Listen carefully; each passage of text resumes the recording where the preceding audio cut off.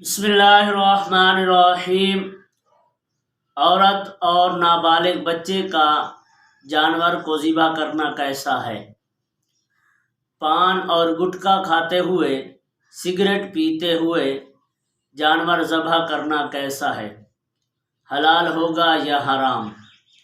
دونوں سوالوں کے جواب سے پہلے گزارش ہے، اگر آپ ہمارے چینل پر نئے ہیں تو ہمارے چینل کو ضرور سبسکرائب کریں۔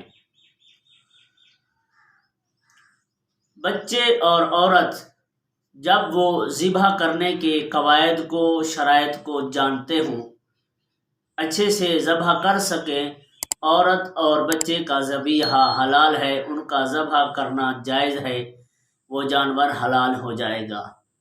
صحیح بخاری شریف کی حدیث پاک ہے، حضرت ابو موسیٰ اشعری رضی اللہ تعالیٰ عنہ اپنی صاحبزادیوں کو حکم دیا کرتے تھے، وہ اپنے ہاتھ سے جانور کو ذبح کرتی تھی۔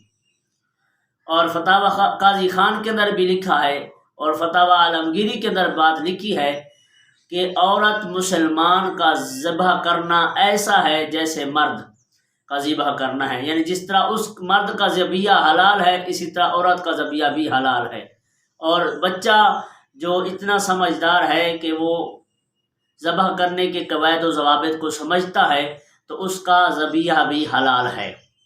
باقی دوسرا مسئلہ، پان کھاتے ہوئے، گٹکا کھاتے ہوئے یا سگریٹ پیتے ہوئے جانور کو ذبح کرنا، یہ ادب کے خلاف ہے، کیونکہ اللہ اکبر یعنی بسم اللہ اللہ اکبر تکبیر پڑھنی ہوتی ہے، اور منہ سے بدبو آ رہی ہو پان کی، سگریٹ وغیرہ کی، تو یہ نامناسب ہے نام خدا لینا ایسے منہ کے ساتھ۔